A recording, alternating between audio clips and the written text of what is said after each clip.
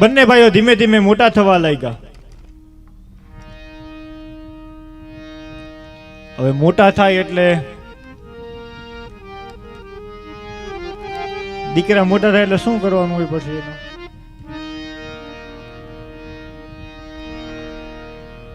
વિવાહનો સમય. એમાં કાર્તિક સ્વામી ને ભગવાન ગણપતિ વચ્ચે વિવાદ થયો પરસ્પર કે પેલા વિવાહ મારા થાય. કાર્તિક સ્વામી કે પેલા વિવાહ મારા થાય. આમ બંને વચ્ચે આપસમાં વરછડ થઈ. વરછડ જેવી થઈ એટલે વિવાદ કરતા કરતા બંને ગયા માં પાર્વતી ભગવાન શંકર પાસે કે હવે અમારે વિવાહ કરવાના, પણ પેલા વિવાહ મારા. તો ગણપતિ કે ના, પેલા વિવાહ મારા. એટલે ભગવાન શંકર ને માં પાર્વતી સામું જોવે છે કે હજી આ. એટલે માં પાર્વતીએ કીધું કે વિવાહ કરવા હોય તો કેટલી વસ્તુ જોઈ. પેલા ગાડી જોઈ, બંગલા જોઈ, ખેતર જોઈ. ખેતી કરવા ન જવું પણ તોય ખેતર તો જોઈ. એમ ભાઈ કે સારી નોકરી જોઈ તો વિવાહ થાય.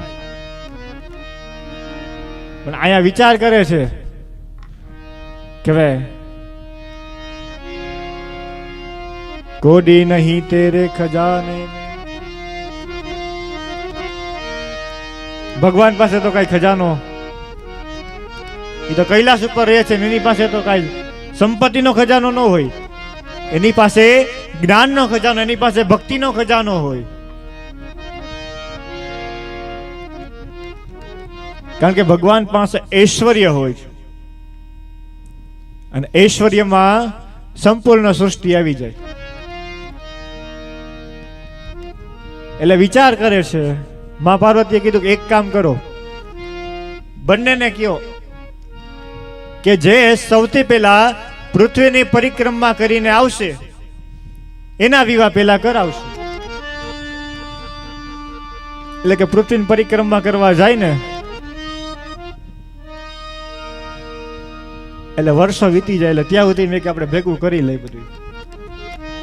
કારણ કે ભેગું જ કરવું પડે ને, લગ્ન તો કેમ એમ થવા જ નથી.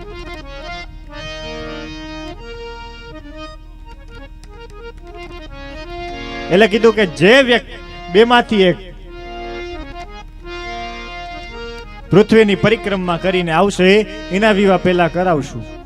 એટલે કાર્તિક સ્વામીનું વાહન તો મોર ને, મોર ઉપર બેઠા અને મોર ટવકા કરતો કરતો ગયો.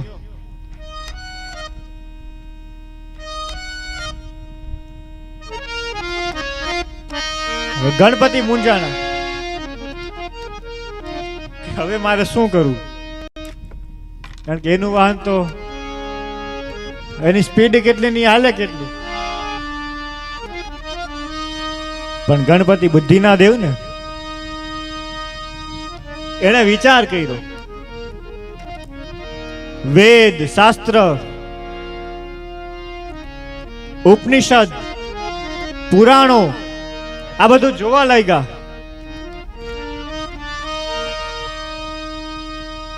કે આખી પૃથ્વીની પરિક્રમા કરે એનું ફળ શું, અને કદાચ ન થાય તો એ ફળ આપણને ક્યાં મળે છે. અને વાંચતા વાંચતા ગણપતિને મળી ગયું.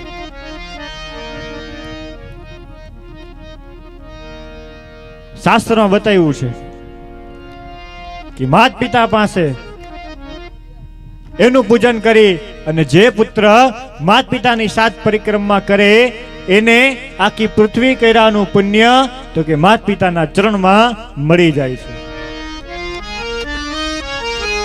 ગણપતિ ભગવાન એટલું જ જોતું હતું.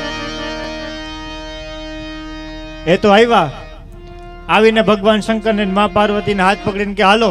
તો કે ક્યાં? તો કે આવો જ ખરા. બેસાડી સુંદર મજાનું પૂજન કર્યું. પૂજન કરી આરતી કરી અને દંડવત પ્રણામ કરે અને સાત પરિક્રમા કરે અને સામે હાથ જોડીને ઉભા રહ્યા કે લ્યો હું પૃથ્વીની પરિક્રમા પૂર્ણ કરે અને આવી ગયો. એટલે ભગવાન શંકર કે હાવ આમ હાવ ટૂંકો રસ્તો અપનાવીને તારે જાવું નથી ને ખોટા બહાના બતાવસ. એટલે ભગવાન ગણપતિએ કીધું કે એમ પિતાજી આ રસ્તો ખોટો છે? તો કે તારે પૃથ્વીનું પરિક્રમા કરવા જવાનું હોય, તારા મોટો ભાઈ ગયો છે, પણ પિતાજી એક વાત કહો. તો કે શું? તો કે મેં આ કર્યું એમાં પરિક્રમા આવી જાય કે ન આવી જાય? એટલે ભગવાન હલવાના હા પાડવી કે ના પાડવી? ગણપતિ ભગવાન કે જો તમે એમ કહેતા હોય કે આ ખોટું છે તો હમણાં હું પૃથ્વી ઉપર જાઉં, પૃથ્વીના બધા લોકોને કહી દઉં કે આ વેદ શાસ્ત્ર કોઈ માનતા નહીં, કારણ કે લખેલું ખોટું છે. બુદ્ધિ ના દેવ ને બુદ્ધિ. એટલે ભગવાન શંકર મૂંઝાણા કે હવે શું કરવું? ત્યારે ભગવાન શંકરે કીધું કે હા ગણપતિ, તું જીતી ગયો, કારણ કે જે વ્યક્તિ માતા પિતાની સેવા કરે છે એને બધા તીર્થો, બધા તીર્થ ધામો અને બધા જ પવિત્ર નદીઓ એના ચરણમાં વાસ કરે છે.